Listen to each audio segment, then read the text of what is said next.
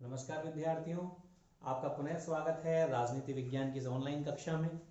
मैं राजेश गुप्ता, सहायक आचार्य राजनीति विज्ञान, बाबू शोभाराम राजकीय कला महाविद्यालय अलवर। हमने पूर्व में लोकतंत्र क्या है, लोकतंत्र की क्या विशेषताएं हैं, क्या गुण हैं, क्या अवगुण हैं, उनके बारे में हम चर्चा कर चुके हैं। आज हम इस वीडियो के अंतर्गत अधिनायक तंत्र,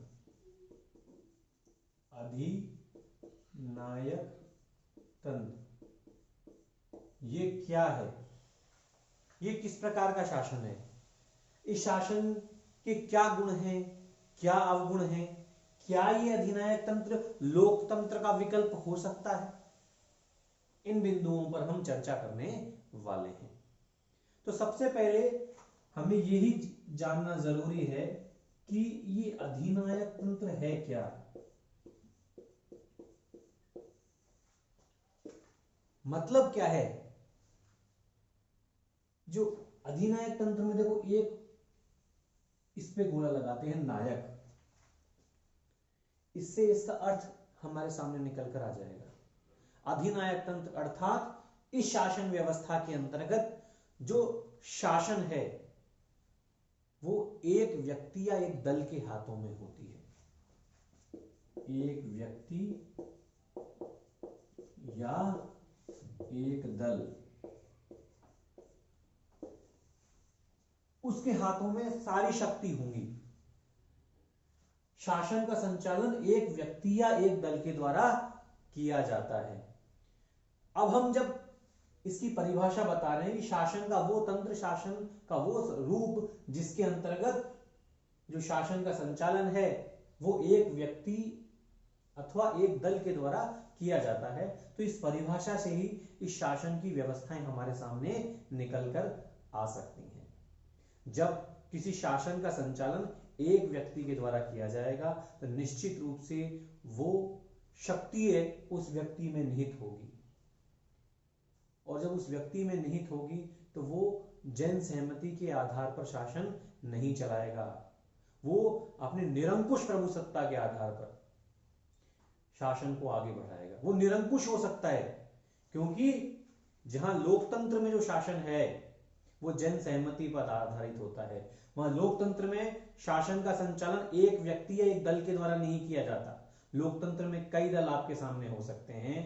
जब भी चुनाव होंगे कई सारे दल और उनके प्रतिनिधि हमारे समक्ष खड़े होते हैं, अब हम उनमें से किसी एक प्रत्याशी को चुनते हैं।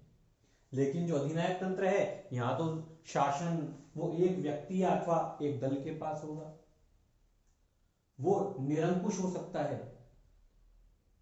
तो जो अधिनायक तंत्र है उस शासन के कुछ बुनियादी लक्षण हैं। यहां पर शासन एक व्यक्ति अथवा एक दल चलाएगा, वो जन सहमति पर आधारित नहीं होगा, उसका आधार निरंकुशता होगा। राज सत्ता एक व्यक्ति के में निहित होगी, उसके आदेश ही कानून होंगे, सभी लोगों को उनकी बात माननी पड़ेगी, उनकी आज्ञा का पालन करना होगा। वो नागरिकों का कर्तव्य होगा कि वो शासक की बातों को माने। तानाशाही पूर्ण जो व्यवस्था है वो इसका लक्षण नजर आएगा हमें। जो शासन है वो उस व्यक्ति अथवा दल की इच्छा अनुसार ही चलेगा। और सबसे बड़ी बात, जहां लोकतंत्र में शासन के ऊपर जनता का नियंत्रण होता है, अधिनायक तंत्र में शासक के ऊपर जनता का कोई नियंत्रण नहीं होता। यदि वहां कोई एक दल है तो वो उसी व्यक्ति के निर्देशन में काम करेगा। तो यहां पर शासक के ऊपर जनता का कोई नियंत्रण नहीं होता। जो शासक है वो अपनी शक्ति के द्वारा, बल प्रयोग के द्वारा शासन चलाएगा।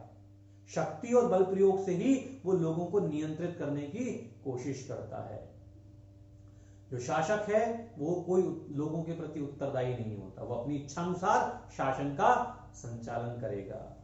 तो इस प्रकार राज्य की जो संपूर्ण शक्ति है वो एक व्यक्ति अथवा एक दल में निहित होती है।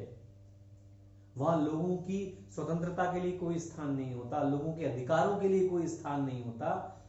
जो न्यायपालिका है उस पर सरकार का कठोर नियंत्रण होता है। प्रेस है, मीडिया है, जनसंपर्क के साधन है, उन पर भी सरकार का नियंत्रण होता है। उदाहरण के लिए मैं बात करूं, जैसा जर्मनी में हिटलर ने चलाया, इटली में मुसोलिनी ने चलाया, ये सब किसके उदाहरण हैं? अधिनायक तंत्र के। आप देख लीजिए वहां सारी शासन व्यवस्था एक व्यक्ति के हाथों में थी। जनता की स्वतंत्रता के लिए कोई स्थान नहीं, लोगों की स्वतंत्रता पर बहुत सारे नियंत्रण, और शासक अपनी इच्छानुसार शासन का संचालन करता है, और इस प्रकार वो लोकतंत्रीय भावना के अनुसार यह शासन नहीं होता। तो अधिनायक तंत्र की परिभाषा हमें समझ में आ गई होगी। अब हम अधिनायक तंत्र के लक्षणों की बात करते हैं। इस व्यवस्था के क्या क्या लक्षण हैं, क्या विशेषताएं हैं? सबसे बड़ी बात, लोकतंत्र का विरोधी है, लोकतंत्र विरोधी। वैयक्तिक स्वतंत्रता विरोधी, व्यक्तिगत स्वतंत्रता है उसका विरोधी है ये, स्वतंत्रता का विरोधी। उदारवाद का विरोधी,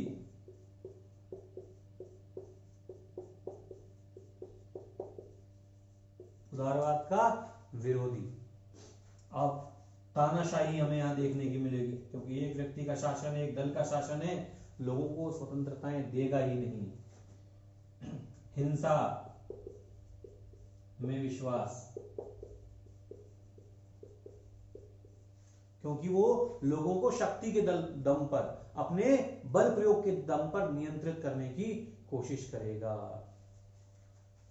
शक्ति में विश्वास, शक्ति में विश्वास। उग्र राष्ट्रवाद, सर्वाधिकारवाद, सर्वाधिकारवाद, ये सारे लक्षण हैं अधिनायक तंत्र के। इसके अलावा एक दलीय व्यवस्था,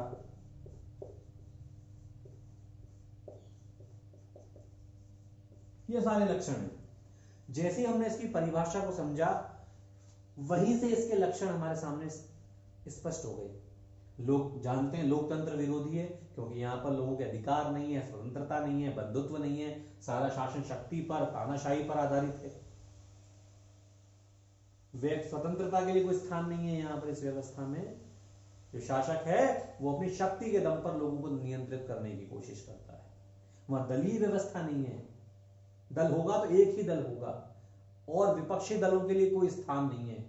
सरकार की आलोचना करने का किसी को अधिकार नहीं है, प्रेस की स्वतंत्रता नहीं है, मीडिया की स्वतंत्रता नहीं है। उदारवाद का विरोधी, उदारवाद ये भी एक विचारधारा है जो किसका पक्ष करती है? स्वतंत्रता। ये कहती है कि व्यक्ति को क्या प्राप्त होनी चाहिए? पूरी तरीके से स्वतंत्रता। तो चूंकि अधिनायक तंत्र स्वतंत्रता का विरोध करता है, यहां लोगों की स्वतंत्रता के लिए कोई स्थान नहीं है, इसलिए ये उदारवाद का भी विरोधी है। सारी जो व्यवस्था कैसी मिलेगी? तानाशाही पूर्ण मिलेगी। ये लोगों को जो शक्ति के दम पर नियंत्रित करने की कोशिश करता है, इसीलिए किसमें? हिंसा और शक्ति में ये व्यवस्था, ये विचारधारा विश्वास करती है। उग्र राष्ट्रवाद, लोगों को राष्ट्र के नाम पर एकत्रित करने की कोशिश की जाती है।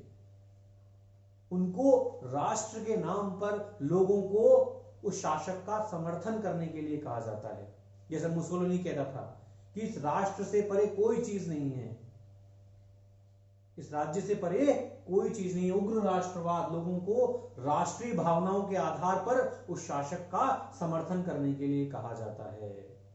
यदि आपको देश बचाना है, आपको राष्ट्र को आगे बढ़ाना है, तो आप मुझे सपोर्ट कीजिए, आप मेरा समर्थन कीजिए। उग्र राष्ट्रवाद, राष्ट्रीय भावनाओं को उद्वेलित किया जाता है, लोगों को राष्ट्रीय भावनाओं के आधार पर उन्हें उस शासक का समर्थन करने के लिए कहा जाता है। तो ये अधिनायक तंत्र में देखने को मिलता है। हिटलर ने जिस प्रकार जर्मनी में किया था, मुसोलिनी ने इटली में किया था। सर्वाधिकारवाद, अर्थात सर्वाधिकारवाद का मतलब है जो शासक है वो लोगों के जीवन के सारे पक्षों को नियंत्रित कर लेता है, चाहे उनका आर्थिक पक्ष हो, सामाजिक पक्ष हो, राजनीतिक पक्ष हो, उनकी धर्म, उनकी स्वतंत्रता, सब कौन संचालित करता है? शासक। शासक की इच्छा अनुसार।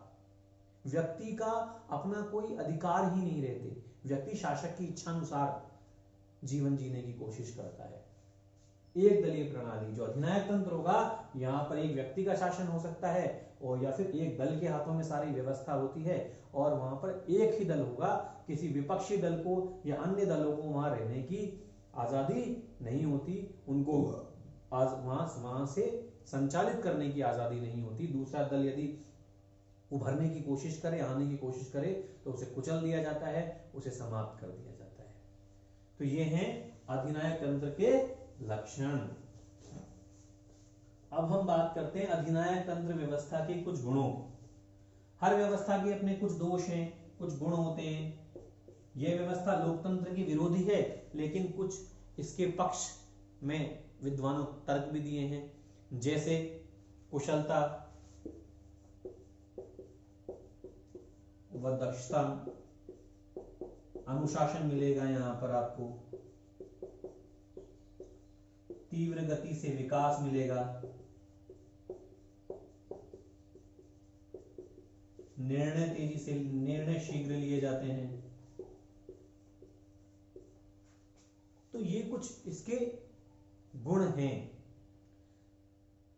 संकट काल के लिए हम बात करें तो ये ठीक माना जाता है इसको।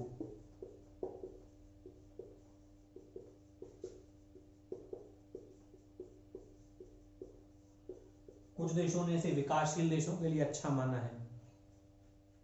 तो इस व्यवस्था के कुछ गुण हैं। यदि हम राष्ट्रीय एकता के हिसाब से बात करें, राष्ट्रीय एकता की स्थापना के उद्देश्य से ये व्यवस्थाएं, यदि ये हमें गुण इस व्यवस्था में देखने को मिलते हैं।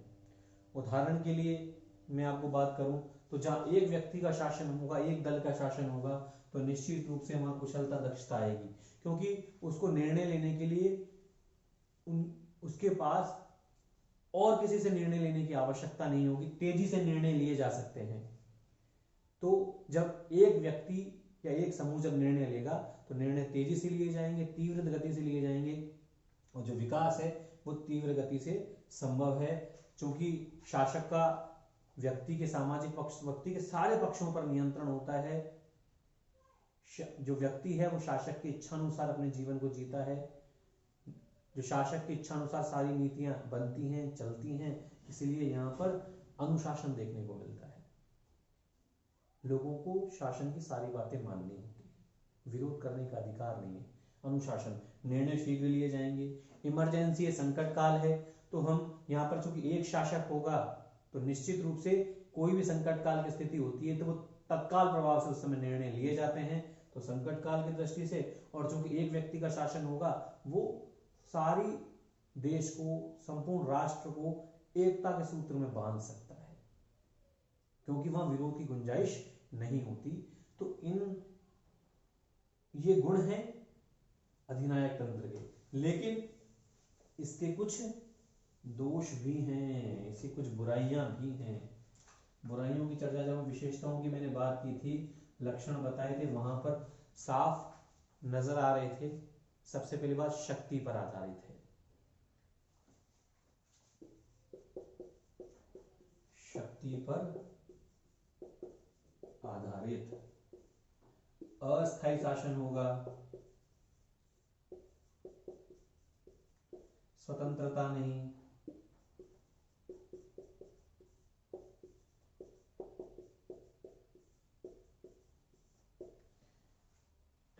दलीय व्यवस्था, लोकतंत्र के अनुरूप नहीं,